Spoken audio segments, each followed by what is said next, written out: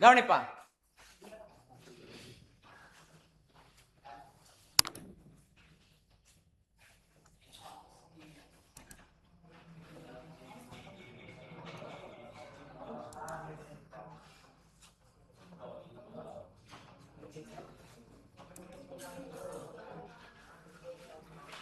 கவனிங்க, தலைப்பு பிறகு ஒரு நாள் கோடை. ஆசிரியர் யாரு? ஐயப்ப மாதவன். ஆசிரியர் யாரு? என்ன தலைப்பு? ஆசிரியர் ஐயப்ப மாதவன். ரைட். எத்தனையாவது இயல்ல பார்த்து படிச்சுக்கிட்டு இருக்கோம்? ரைட். இப்ப யார் இந்த ஐயப்ப மாதவன் அப்படின்னு பார்த்தோம்னா, இங்க புகைப்படத்துல கொடுத்துருக்கேன் பாருங்க. புகைப்படத்துல இருக்கா? படத்துல இருக்கா? படிச்சு. பிறந்த ஊர் சிவகங்கை மாவட்டம் நாட்டரசன் கோட்டை. 2வது வரியில இருக்கு பாரு, கோடு போடுங்க. இருக்கிற செய்தியை கோடு போடு, இல்லாத செய்தியை எழுதிக்க. புரியுதா இல்லையா? டேய், புத்தகத்தெல்லாம் தரலடா நானு. டேய், இந்த புத்தகத்தை நீ எடுத்துக்கணும்டா.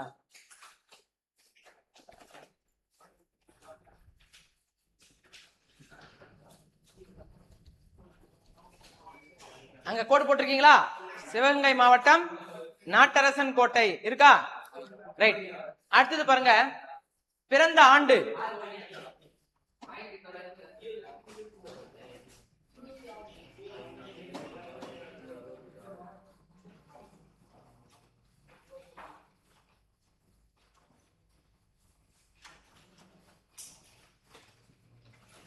பிறந்த ஆண்டு 1966. பக்கத்துல எழுதுங்க. அது புத்தகத்தில் இருக்காது பாருங்க, எழுதுங்க.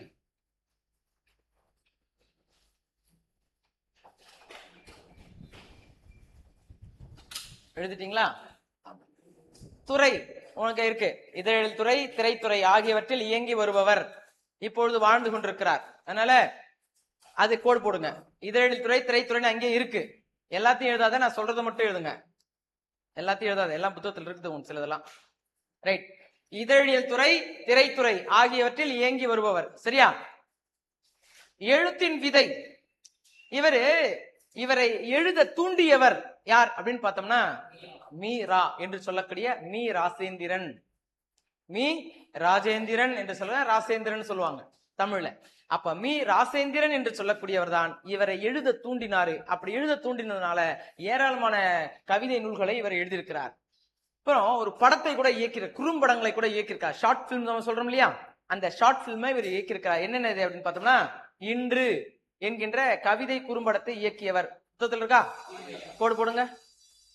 அதுக்கு கீழே கோடு போட்டு கூடு சாலிட்டரி அப்படிங்கிற குறும்படங்களையும் இயக்கி இருக்கிறார். கூடு சாலிட்டரி, அது கீழே ஒரு அம்புகுறி போட்டு கூடு சாலிட்டரி என்கின்ற குறும்படங்களையும் இயக்கி இருக்கிறார்.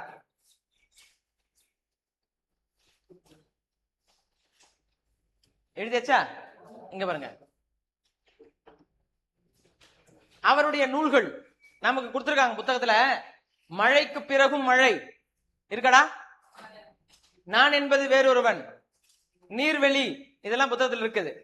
ஆனால் தீயின் பிணம் இருக்காது. உரையாடலில் பெருமழை, ஆப்பிளுக்குள் ஓடும் ரயில், புத்தனின் விரல் பற்றிய நகரம், தானாய் நிரம்பும் கிணற்றடி,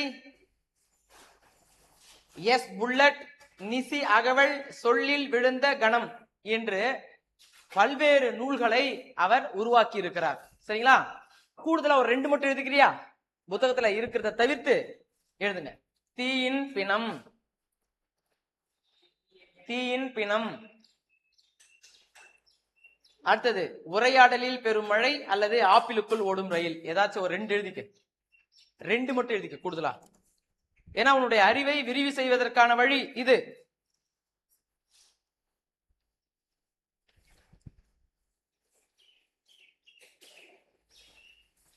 தீயின் பிணம் எழுதிட்ட, உரையாடலில் பெரும் மழை எழுதிட்ட. எழுதிட்டியா? அடுத்தது மற்றதெல்லாம் தெரிஞ்சு வச்சுக்க, அவ்வளவுதான். பாருங்க, நுழையும் முன் கடைசியில தெரியுதாடா? கடைசியில் தெரியுதா? ஆமா. நமக்கு வந்திருக்கக்கூடிய பிறகு ஒரு நாள் கோடை எந்த தொகுதியிலிருந்து எடுத்திருக்காங்க? ஐயப்ப மாதவன் கவிதைகள் முதல் வரியில் இருக்கா? ஆமா, கோடு போட்டிருக்கீங்க. ஐயப்ப மாதவன் கவிதைகள் என்ற தொகுதியிலிருந்து நமக்கு இந்த பிறகு ஒரு நாள் கோடை அப்படிங்கிற ஒரு புது கவிதையை எடுத்திருக்காங்க. சரியா? அவர் எங்கு பிறந்தவர்? நாட்டரசன் கோட்டை. கம்பருடைய நினைவிடமும் அங்குதான் இருக்கு. கம்பராமாயணம் எழுதினார் இல்லையா கம்பர், அவருடைய நினைவிடமும் நாட்டரசன் கோட்டையில் தான் இருக்கிறது, சிவகங்கை மாவட்டம். சரி, ஞாபகம் வச்சு கூடுதலா. அடுத்தது, இவர் எப்போது பிறந்தார்? ஆமாம், 1966. சரி, அவருடைய நூல்கள் சிலவற்றை கூறுக அப்படின்னு கேட்டாங்கன்னா நீங்க சொல்லுவீங்க.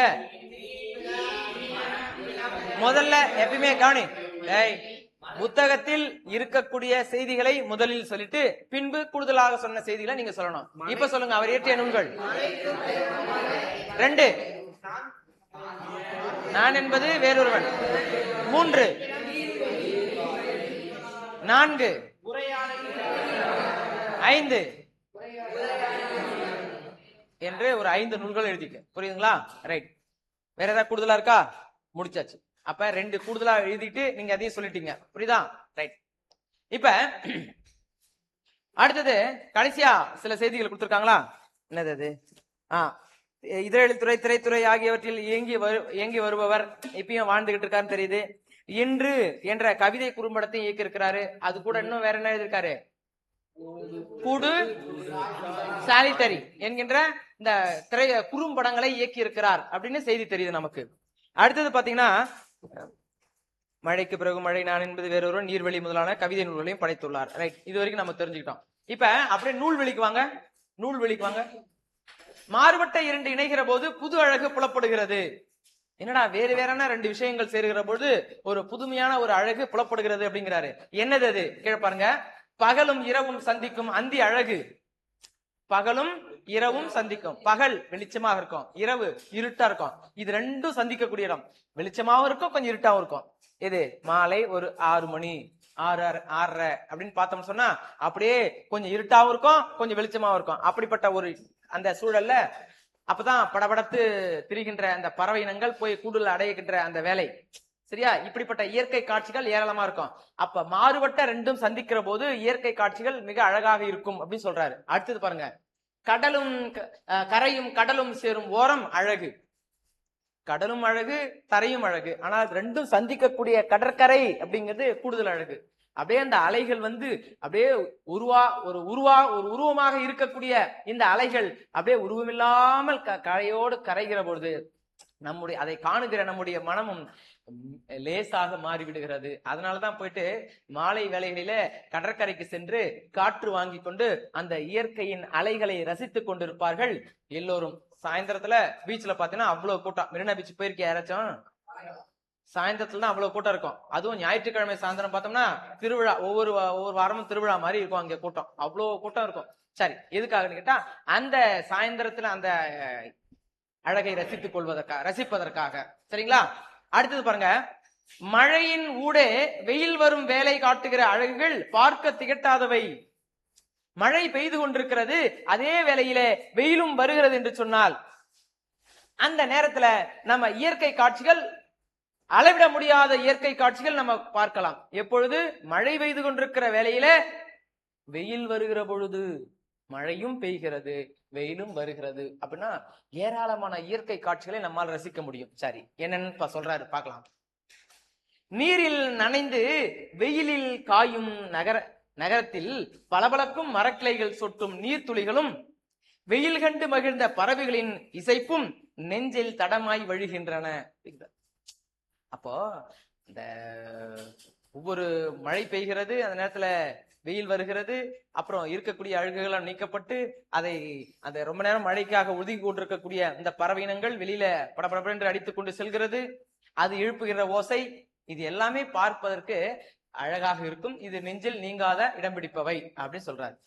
வெயில் கண்டு மகிழ்ந்தாலும் மழை பெஞ்சுக்கிட்டே இருக்குது, சுளீர்னு வெயில் அடிக்குதுன்னு வச்சுக்க, எல்லாருக்கும் ரொம்ப மகிழ்ச்சியா இருக்கும். அப்பா இந்த குளிர்ல இருந்து தண்டப்பா போச்சு அப்படின்னு அந்த வெயில்ல கொஞ்ச நேரம் கூட நின்றுட்டு வருவாங்க. இல்ல, மழை பெய்த பிறகு வெயில் வருகின்ற அந்த நேரத்துல அந்த வெயிலை கண்டு நாம் மகிழ்ந்தாலும் மீண்டும் மழைக்காக நெஞ்சம் ஏங்கத்தான் செய்கிறது. வெயில் மட்டுமே இருந்தா போதுமா? ஏப்ரல் மே மாதங்கள்ல வெறும் வெயில் மட்டும் தான் இருக்குது, மனசு இயங்குதா இல்லையா? என்னது, ஒரு மழை வந்தா கொஞ்சம் குளு குளுன்னு ஆயிரும்பா, இயங்குதா இல்லையா? அப்ப நாம வெயிலை கண்டு மகிழ்ந்தாலும் நம்முடைய மனமானது மீண்டும் இந்த மழைக்காக ஏங்கத்தான் செய்கிறது. இதை விளக்கக்கூடிய ஒரு பாடல் தான் நமக்கு கீழே கொடுத்திருக்கிறாங்க. இப்ப நம்ம அதை தான் நம்ம பார்க்க போறோம். பாருங்க, பாடல் அடிகளை கவனிங்க. மழை காலத்தில் சூரியனின் திடீர் பயணம். மழை காலத்தில் சூரியனின் திடீர் பயணம். இப்ப நீங்க புத்தகத்துல ஆள்காட்டியர்ல கை வச்சு கவனிக்கலாம். மழை காலத்தில் சூரியனின் திடீர் பயணம், காய்கிறது நனைந்திருந்த வெளிச்சம், நகரம் பட்டை தீட்டிய வெள்ளை வைரமாகிறது. நகரம் பட்டை தீட்டிய வெள்ளை வைரமாகிறது. நீர்நிலைகளில் இருந்து உதடுகள் குவித்து உறிஞ்சுகிறது ஒளிக்கதிர்கள். சுவரெங்கும் இருந்த நீர்ச்சுவடுகள் அடிந்த மாயத்தில் வருத்தம் தோய்கிறது. தலையசைத்து உதறுகிறது மீதமான சொட்டுக்களை ஈரமான மரங்கள். வெயில் கண்ட பறவைகள் உற்சாகம் பீரிட சங்கீதம் இசைக்கின்றன. மழை கனவிலிருந்து விடுபடுகிறது இவ்வூர். நான் இன்னும் வீட்டு சுவரில் செங்குத்தாய் இறங்கிய மழையை இதயத்தினுள் வழியை விட்டுக் கொண்டிருக்கிறேன். கையேந்திய வாங்கிய துளிகள் நரம்புகளுக்குள் வீணை மீட்டிக் கொண்டிருக்கிறது. போன மழை திரும்பவும் வரும் என்று மேகங்களை வெறித்துக் கொண்டு அலைகிறேன். பிறகு ஒரு நாள் கோடை வந்துவிட்டது. இது பாடம். இந்த பாடல படிச்சிருக்கிறேன். இப்ப அதற்கான விளக்கத்தை கொஞ்சம் கூடுதலா பார்ப்போமா? இங்க பாருங்க.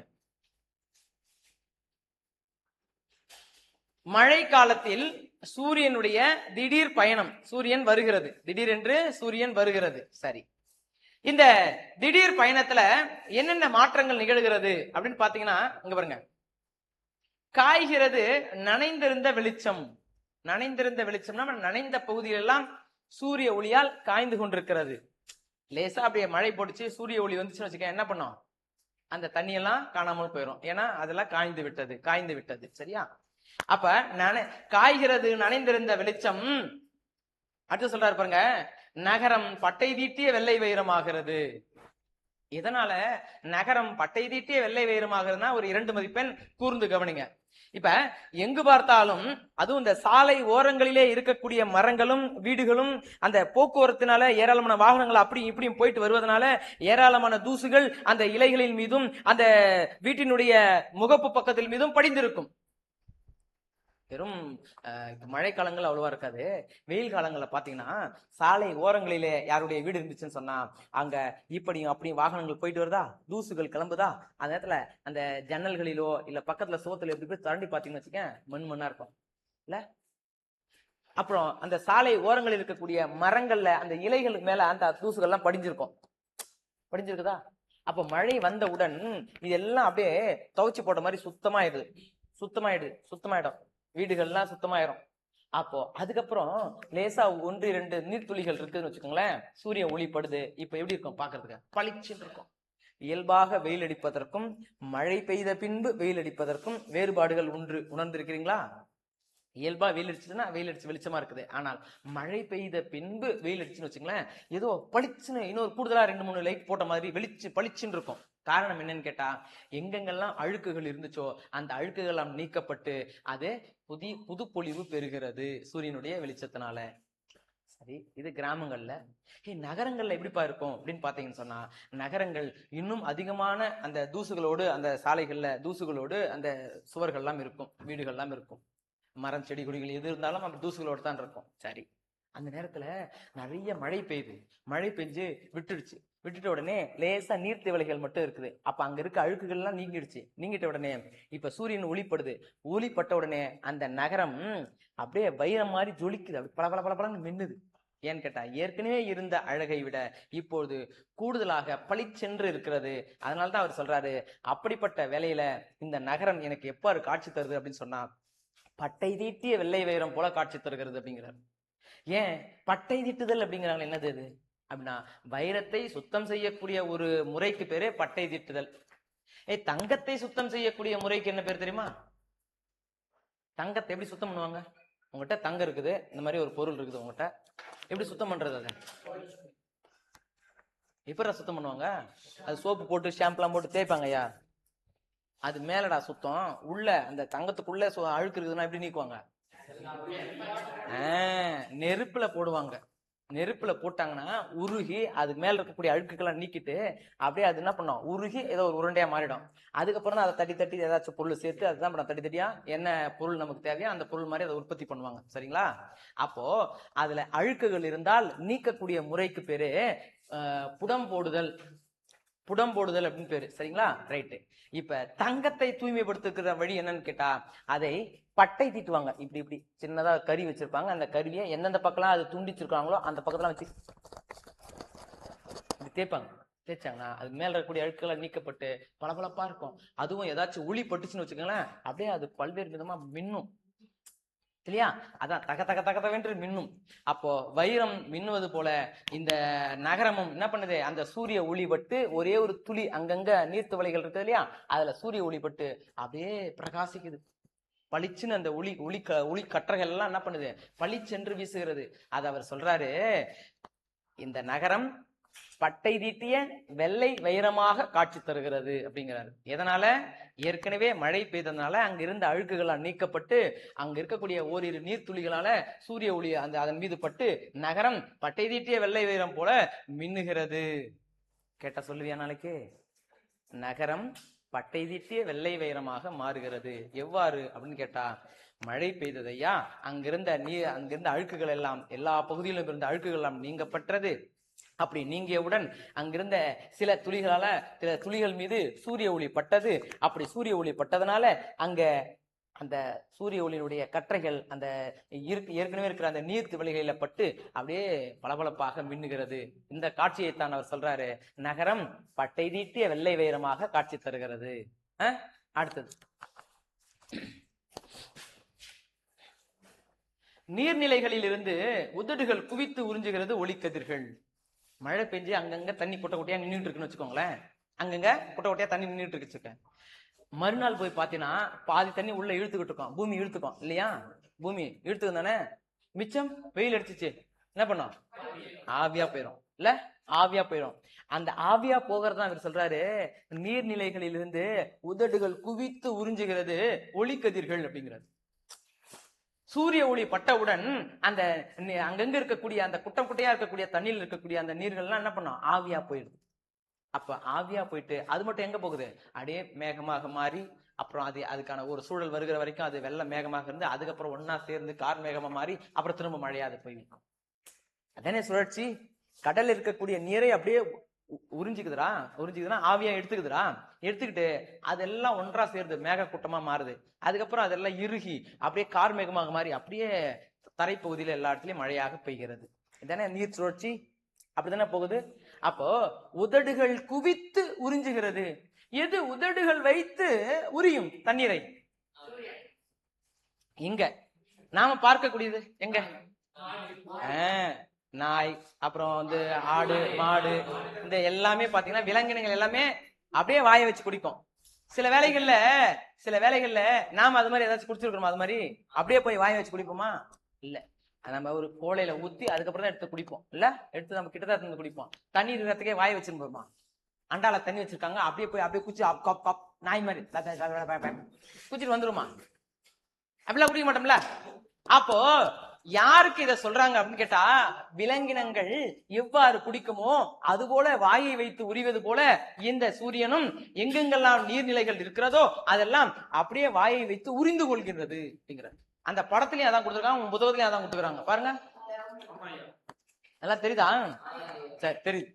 அப்போ நீர்நிலைகளில் இருந்து உதடுகள் குவித்து உறிஞ்சுகிறது இந்த ஒளிக்கதிர்கள் அப்படிங்கிறாங்க. அடுத்தது பாருங்க, இங்க பாருங்க, சுவரெங்கும் இருந்த நீர்ச்சுவடுகள் அழிந்த மாயத்தில் வருத்தம் தோய்கிறது. சுவரெங்கும் இருந்த நீர்ச்சுவடுகள் ஒண்ணும் இல்ல, மழை பெஞ்சுக்கிட்டு இருக்க செவுத்துல தண்ணி தனித்தனியா ஊத்திக்கிட்டே இருக்குது. அதுக்கப்புறம் மழை விட்டுருச்சு, இருந்தாலும் அந்த லேசா அந்த வந்த தடம் ஒரு வரியில வந்துகிட்டு இருக்கும்ல, அப்படியே காஞ்சிட்ட உடனே அந்த தடயங்கள் இருக்கும் பார்த்தீங்களா, அது வருத்தமா. சின்ன வயசுல நாம் கூட அப்படியே தேம்பி அழுவோம்.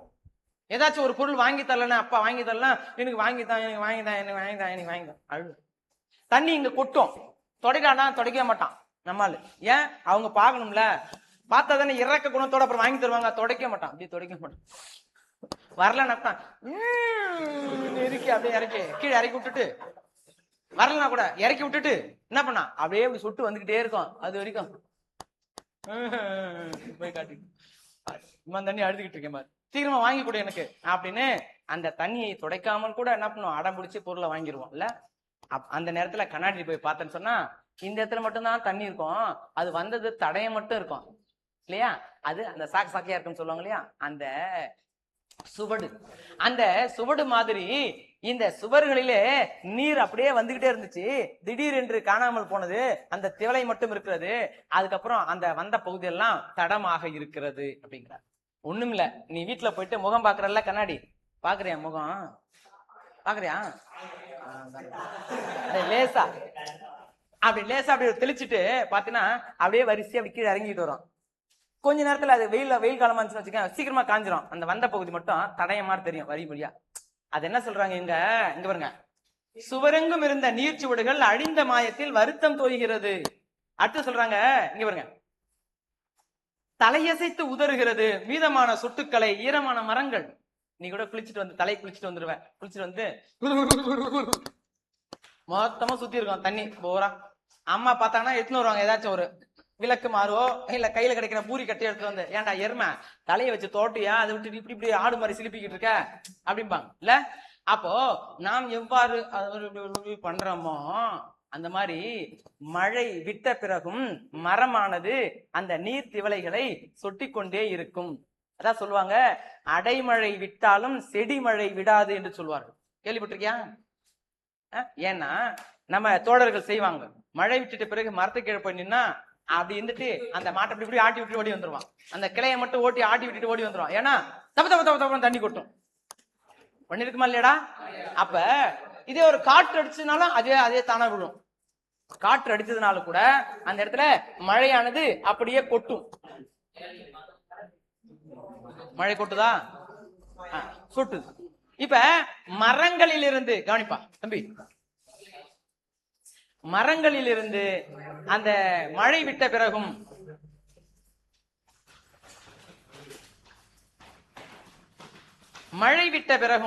மரங்களில் இருந்து அந்த நீர்த்திவளைகள் வந்த வண்ணம் இருக்கிறது. அதுதான் இவர் சொல்றாரு, லேசா காத்து அடிச்சுன்னு வச்சுக்கலாம், அந்த காத்துக்கு ஏற்ப மரம் லேசா தலையாசுதான், தலையசைத்து உதறுகிறது மீதமான சொட்டுக்களை ஈரமான மரங்கள் அப்படிங்கிறது. காத்து லேசா அடிக்கட்டுமே, அடிச்சு வச்சுக்க உடனே என்ன பண்ணும், அப்படியே சில சில சில கொட்டுது, பார்த்திருக்கோம். அப்ப இந்த காட்சி எல்லாம் எப்ப இருக்குது, மழை விட்ட பிறகு. அடுத்து சொல்றாங்க, வெயில் கண்ட பறவைகள் உற்சாகம் பீரிட சங்கீதம் இசைக்கின்றன. முன்னாடி நெடுநல்வாடியில் நம்ம பார்த்தோம், ரொம்ப ரொம்ப 2-3 நாள்களுக்கு மேல மழை பெய்து கொண்டிருந்தேன்னா அது இறை தேட முடியாமல் ஒரே இடத்துல உட்காந்துட்டு கிடக்கும், இப்படி குறுகி உட்காந்துட்டு கிடக்கும். அதுக்கப்புறம் அது என்ன பண்ணும், கீழே அப்படியே பொத்து பொத்துன்னு விழுந்து செத்து போயிடும். பார்த்தோமா, நேத்து பார்த்தோமா, ஒரே நாள் மழை விட்டுடுச்சு, வெயில் அடிக்குது. இப்ப அந்த பறவைக்கு எவ்வளவு மகிழ்ச்சி இருக்கும், அப்படியே வெளியில வந்து வெயில்ல அப்படியே படப்படப்படன்னு தன்னுடைய சிறகை அடித்துக் கொண்டு அப்படியே கத்திட்டு கீச்சு மூச்சு கத்திட்டு ஓடிட்டே இருக்கும். அந்த கத்தி கொண்டு போவது சங்கீதம் இசைக்கின்றன, வெயில் வந்து விட்டது அப்படின்னு அது சங்கீதம் இசைத்துக் கொண்டிருக்கிறது. அடுத்து சொல்றாரு பாருங்க, மழை கனவிலிருந்து விடுபடுகிறது இவ்வூர். இப்ப லேசா மழை போட்டுக்கிட்டு இருந்துச்சா, லேசா மழை போட்டுக்கிட்டு இருந்துச்சா, இப்ப அந்த மழையும் விட்டு போச்சு, மழையும் விட்டு போச்சு. இப்ப அடுத்து சொல்றாரு, எப்பா இன்னும் நான் வீட்டு சுவரில் செங்குத்தா இறங்கிய மழையை இதயத்தினுள் வழியை விட்டு கொண்டிருக்கிறேன். அப்படியே அந்த வீட்டு சுவர்ல அப்படி இறங்கிச்சு, அது நேரம் எங்க போதான், என்னுடைய இதயத்துக்கு போதான். அப்படின்னு என்ன அர்த்தம், அதை என்னால மறக்க முடியாத ஒரு நினைவலைகளாக இருக்கிறது, அந்த காட்சி நினைவலைகளாக என்னுடைய இதயத்தில் இருக்கிறது என்று சொல்லுகிறார். அடுத்தது பாருங்க, கையேந்தி வாங்கிய துளிகள் நரம்புகளுக்குள் வீணை மீட்டிக் கொண்டிருக்கிறது அப்படிங்கிறான். மழையில நனையாதரா, மழையில நனையாதரா அப்படிம்பாங்க வீட்டுல. அப்படி சொல்லுகிற பொழுது இருந்தாலும் நம்ம அப்படியே ஓரமா நின்னுட்டு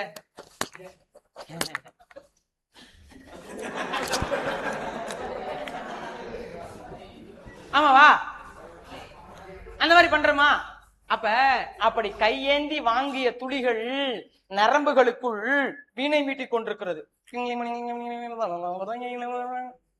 இது வீணைங்களா ஐயா அப்படி கேட்காத. அது மாதிரி சத்தம் வருது இல்லையா, வீணை மீட்டி கொண்டிருக்கிறது. சரி, அப்ப கேட்பேன் நானு, கையேந்தி வாங்கிய துளிகள் நரம்புகளுக்குள் வீணை மீட்டி கொண்டிருக்கிறது, நரம்புகளுக்குள் வீணை மீட்டி கொண்டிருக்கிறது. சரி,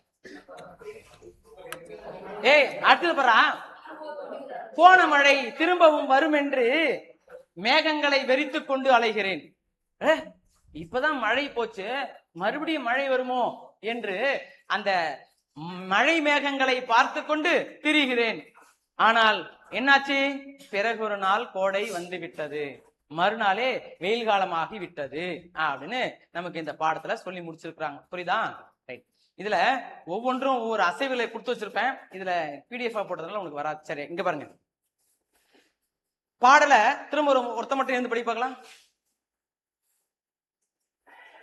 பாடல படிங்க.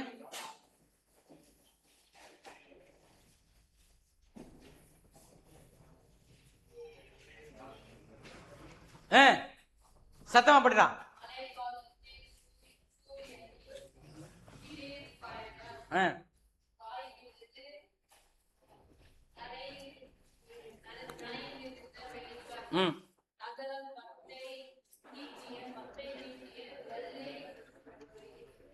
வைரமாகிறது.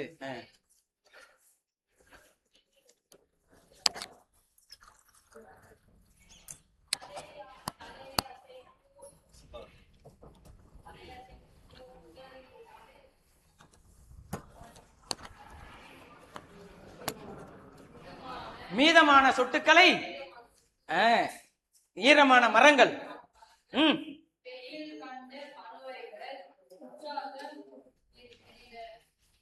பீரிட இசைக்கின்றன.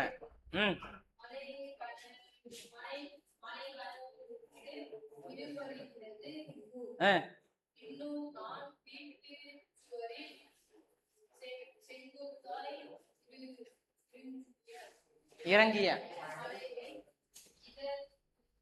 இதயத்தினுள்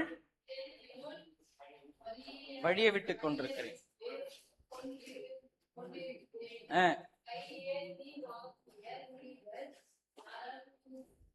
நரம்புகளுக்குள் வீணை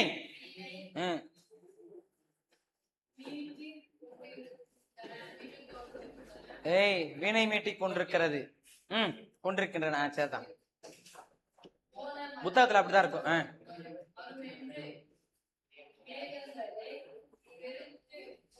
வெறித்து கொண்டு அலைகிறேன், பிறகு ஒரு நாள் கோடை வந்து விட்டது. சரி, உட்காரு. பாடம் நிறைவுற்றது.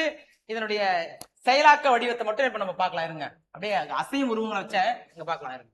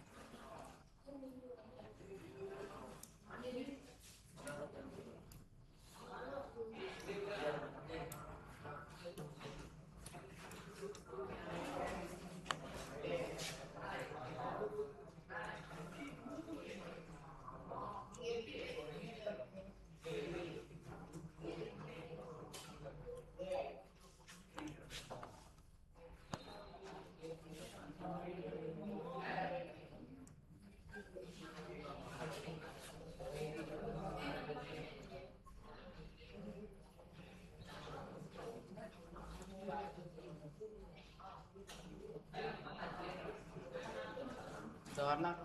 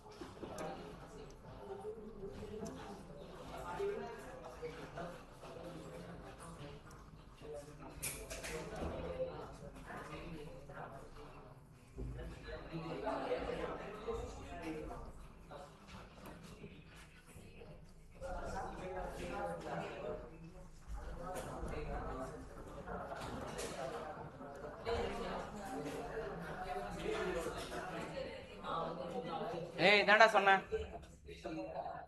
ஏய் தம்பி டேய் கவுண்டரா.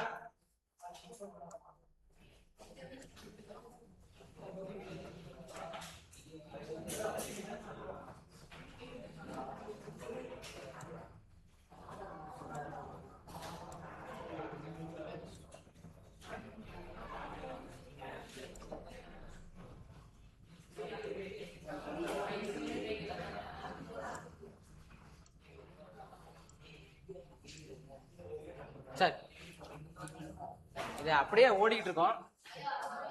மற்றதை அடுத்த பாடம் மதராசப்பட்டினம், அதை அடுத்த வகுப்புல நம்ம பார்ப்போம். நன்றி, வணக்கம்.